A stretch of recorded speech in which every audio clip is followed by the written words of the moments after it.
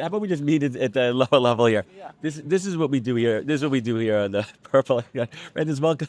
Welcome. How's your morning going? Man, listen, RecFest, this is my first RecFest. Let's lounge. And I know, I need to like Let's slouch. sit back right We're in now. This is your first RecFest? First RecFest. How you been? You work for Gem and Smart Recruiters. I know, man. Like, I don't know. right, now we I've never been. My wife's like, don't slouch. You look fat. It's a- yeah. I'm like, I look Listen fat to- because I'm fat. Like, I can't like slouching isn't gonna help me here. Sorry, we're improvising here on the. Sometimes you just need to relax. But yeah, no, my first event. And listen, like I used to run events. Like I've been in production for a long time, so I know not to go too hard. But there's something about like having a conference outside and the sun gets to you and you lose your mind. Yeah, like I didn't go particularly hard last night because I know I'm on duty today, right? I'm working. It was the physical outdoors yesterday, and you have to kind of like go back to like if you're into like music festivals or anything like that. And Yeah. some of us are creeping up on age here, Right. and you don't know your body's limitation. So Yeah. you've been in this space for a long time. You mentioned at Gem, you were at Smart Recruiters. Why Kyle and Co? What drew you?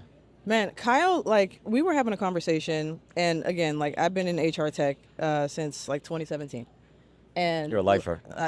At this point, right?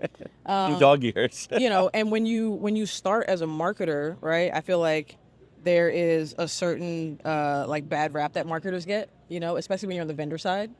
And I learned very early, and I got my start with Lesbian to Tech, where I was just like really getting to meet people and like kind of getting the heart of what recruiting is about, like what TA is about. And I just like immediately bought in, and I was like, I really want to understand this industry. And You're a marketer, but now you need to learn the ins and outs of HRTA tech. yeah, because I mean, why try to sell you something if I don't actually understand what your pain Then you're points just are? a salesperson. Exactly. And so, being on the vendor side, like I really try to bring to my team every single time. I'm like, just challenging, like what are we actually trying to say? Like what actually matters? And it sounds cheesy and altruistic, but it's true.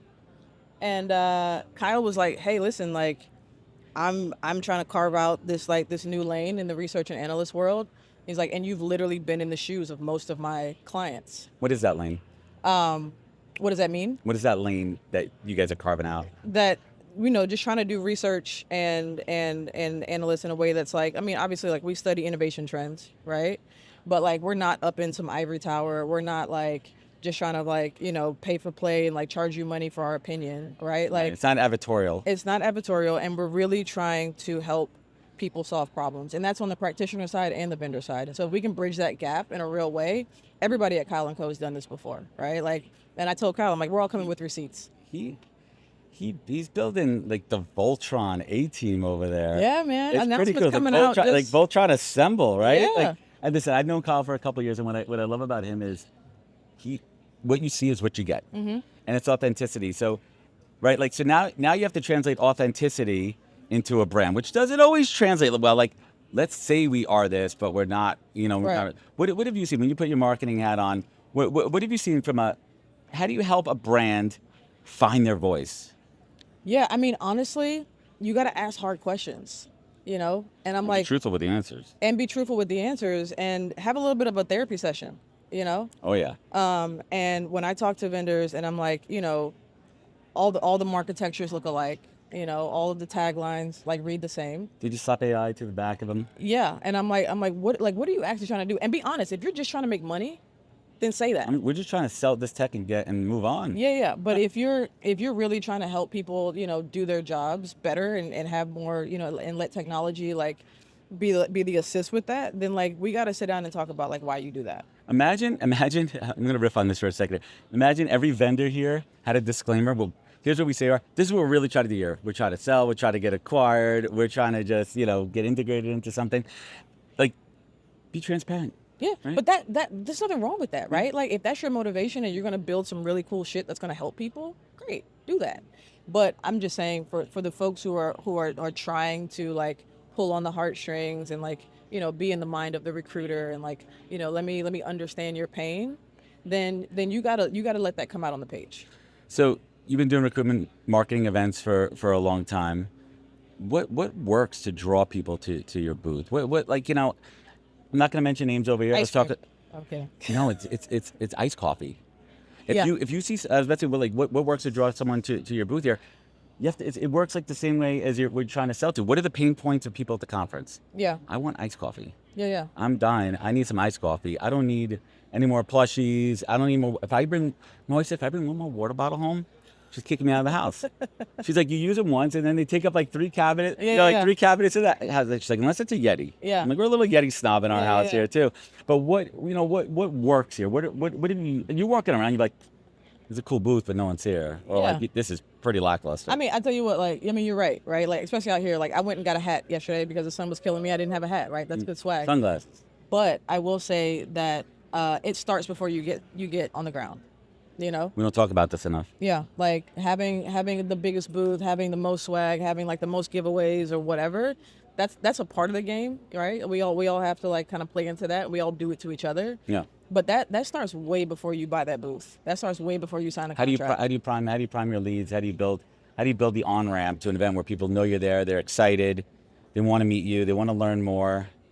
Again, it's in the storytelling. It's in like how you meet people. It's in your emails. It's in your newsletters. But it's also in like how you interact with people live and in person, right? And so like everybody's doing dinners right now, right?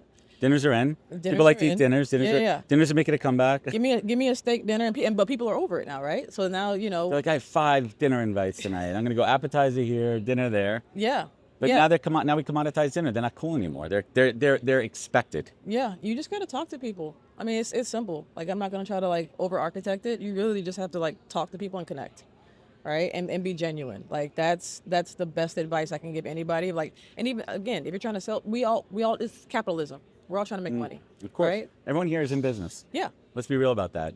What you've been to other conferences. This is the first outdoor recruiting conference. What do you love about RecFest here? What do you when you put on your marketing hat and you're looking back at your experience, like, pretty cool. Yeah, I mean, I'm a pretty chill person, right? Like HR tech is buttoned up, right? Like, you probably need to have your jacket on and like be serious about like. You take those same people and you put them at RecFest, and I feel like you actually meet them. It's very interesting that you said that, and I completely agree with you, because this is the only event where I could rock shorts. This is my 3rd RecFest. It was 2nd in Nashville. I did one in the UK.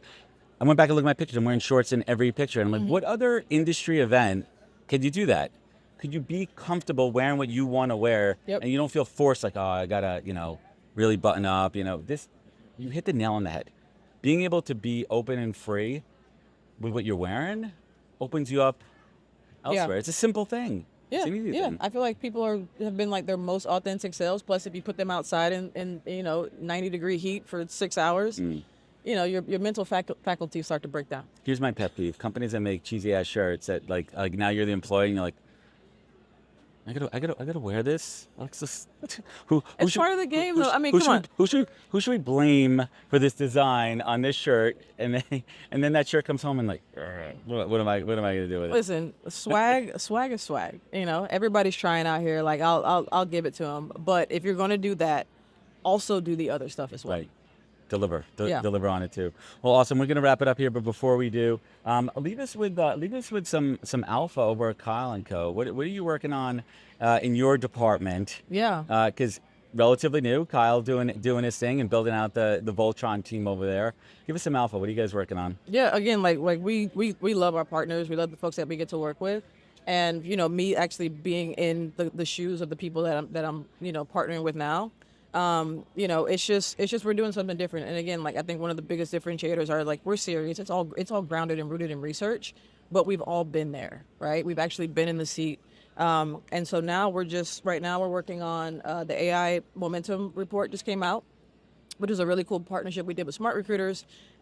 We haven't quite named it yet, but we're working on some sort of Is that called the AI Momentum Report? No, that is set in stone and printed. You can download. I was like, that seems like a pretty good title to me. That's exactly what it is. Yeah, and we're working on our research calendar for the rest of the year. The team is headed out to Unleash World in Paris. So if you're out there, come say hi. Awesome. But yeah, we made some cool announcements. Charney joined the team, as an analyst. Matt Charney, legend. Yeah. The legend Matt Charney.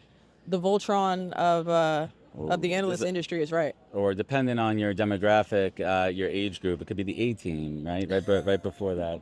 Well, awesome. And where could folks find you? Where could they connect? Where could they learn more? Yeah, find me on LinkedIn, Brandice Payne, or head over to kyleandco.com and check us out. Awesome. Brandice Payne on the podcast. All right. Pleasure. No, Purple Leghorn.